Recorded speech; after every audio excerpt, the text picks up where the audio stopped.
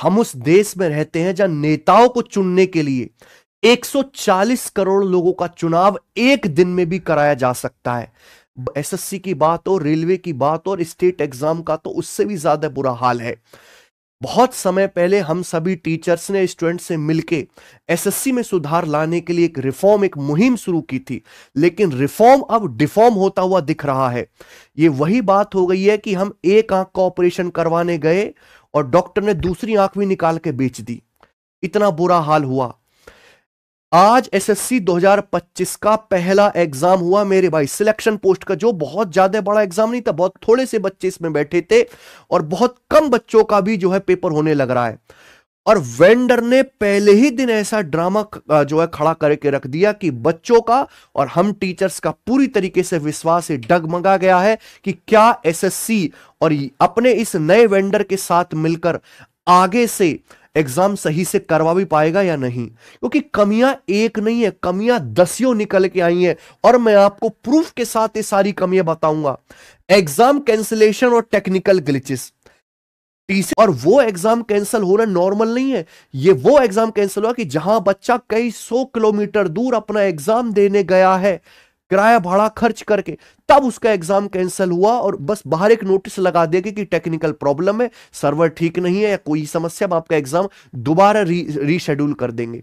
ये री एग्जाम लेके आप बच्चे के ऊपर कोई एहसान नहीं करोगे, ये तो आपकी मजबूरी है, करना पड़ेगा आपको। लेकिन बच्चे का समय जो बर्बाद हुआ, जो बच्चे के पैसे बर्बाद हुए, जो है उसकी एनर्जी बर्बाद हुई, उसका हर्जाना कौन भरेगा?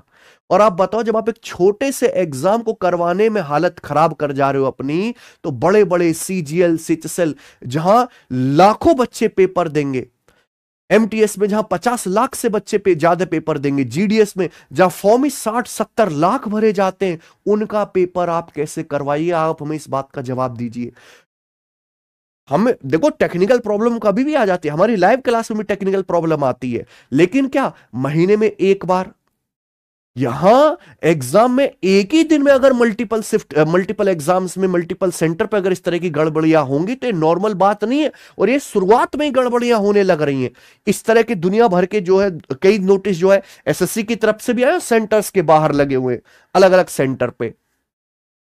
एस्पिरेंट फ्रस्ट्रेशन में है, बिल्कुल उसके अंदर होपलेसनेस आ चुकी है। पवन गंगा सेंटर एक पर सेकंड पेपर भी नहीं लिया और तीसरे का भी नहीं बता रहे कुछ भी। सबसे पहली बात, ये एसएससी का पेपर हो रहा है कि कोई मजाक हो रहा है? ये तीसरी चौथी क्लास का प्राइमरी का सरकारी पाठशाला का पेपर नहीं हो रहा, सरकारी नौकरी का पेपर हो रहा है। इसको सीरियस लेना चाहिए। इस तरीके से अगर बच्चे परेशान होंगे तो एसएससी की तरफ से क्या बच्चों का ट्रस्ट खत्म नहीं होगा?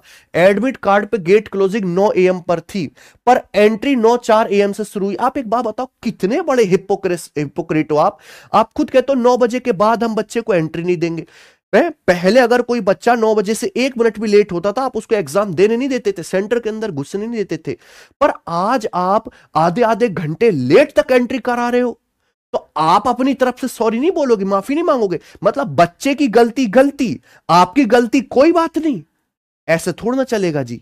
है किसी की एयरिंग्स अलाउ की गई, किसी को निकलने के लिए कहा गया, रूल्स यूनिफॉर्मली अप्लाई नहीं हुए।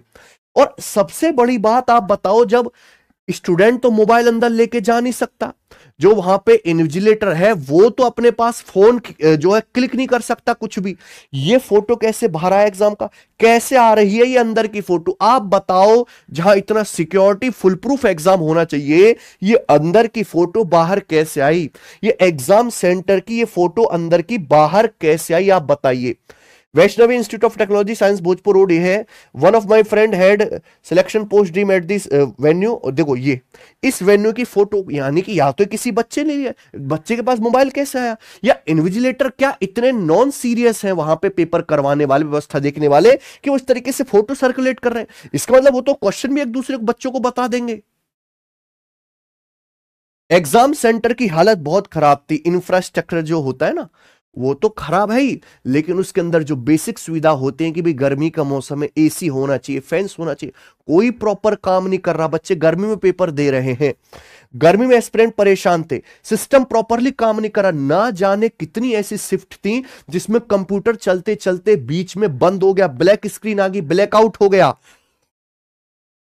माउस ठीक से काम नहीं कर रहा। इससे क्या, बच्चे को वो प्रेशर पड़ता है, बीच में कंप्यूटर बंद हो गया, बच्चा बौखला जाता है, परेशान हो जाता है, फिर वो उस तरीके से उस एफिशिएंसी के साथ पेपर नहीं दे पाता जिस तरीके से वो दे सकता था। ब्लैक स्क्रीन आना, थंब इंप्रेशन के साथ इंप्रेशन के टाइम एग्जाम रोकना, ये इतनी गलत प्रैक्टिस हो रही है एग्जाम में, हद से ज्यादा है। स्टाफ को कोई ट्रेनिंग नहीं थी, एग्जाम करवा रहे, चुनाव भी होता है ना तो टीचर्स को बुलाकर महीने भर पहले से सरकार ट्रेन करती है कि भाई इस तरीके से आपको जो वोटिंग करवानी है। आपने अपने इन्विजिलेटर्स की इतने सारे सेंटर बनाए देश में, हजारों, कोई ट्रेनिंग नहीं कराई कि बच्चे आएंगे बेचारे सरकारी नौकरी का पेपर देंगे गरीब दूर से, आपको उनके साथ इस तरीके से कोऑपरेट करना है, इस तरीके से उनकी हेल्प करनी है एग्जाम दिलवाने में, उसको बच्चों को कंफर्टेबल फील करवाना है कि अपना जो है फुल मन से पेपर दे पाए। कोई ट्रेनिंग नहीं, मोबाइल था, स्टाफ के पास मोबाइल था, टाइमिंग का कोई फिक्स सिस्टम नहीं था। किसी भी सेंटर पे जहां तक हमारे पास बच्चों को मैसेज आए, टाइम पे एग्जाम शुरू हुआ हो, टाइम पे एग्जाम खत्म हुआ हो, बिना किसी परेशानी के, कोई शायद ही ऐसा सेंटर हो। हर जगह समस्याएं खड़ी रही है बच्चों के साथ। मैसेज मतलब ये वही चीज हो गई है कि कोई आदमी अपनी किडनी जो है ठीक कराने गया, डॉक्टर ने किडनी भी निकाल के बेच दी है, इस तरीके से हाल हो चुका है। हम तो चाह रहे थे कि व्यवस्था सुधरेगी, पर व्यवस्था खराब होती जा रही है। सुनने में आया कि कुछ सेंटर पर धांधली भी हुई है, अगर ये सच है तो तुरंत एक्शन होना चाहिए। कुछ सेंटर पे गड़बड़ियां अभी हम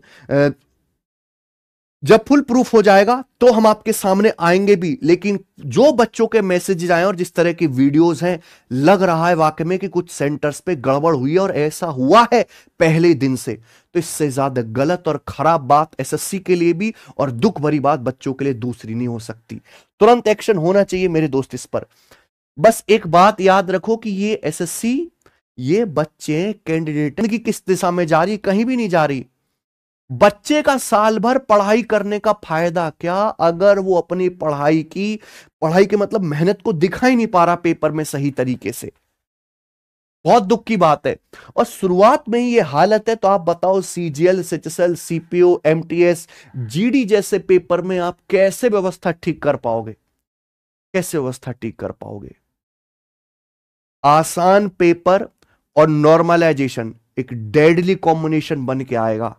आने वाले समय में या तो एग्जाम के लेवल को सुधारिए और एग्जाम सेंटर्स को एक बार रिव्यू करिए, इन्विजिलेटर की सही तरीके से ट्रेनिंग करवाइए, वरना हमें मजबूर होना पड़ेगा। और हम करेंगे ही, हम ट्विटर पे कैंपेन करेंगे, बच्चों सब लोग मिलकर एक डेट डिसाइड कर लेंगे, हैशटैग डिसाइड कर लेंगे, और हम सुधारवाना चाहते हैं, हम चीजों को सही करना चाहते हैं, खराब नहीं करना चाहते। हम यहां खड़े होकर बच्चों का भविष्य बनाने के लिए पढ़ा रहे हैं, हम बच्चों का भविष्य बिगड़ते हुए देखना नहीं चाहते एसएससी और उसके इस नए वेंडर के द्वारा।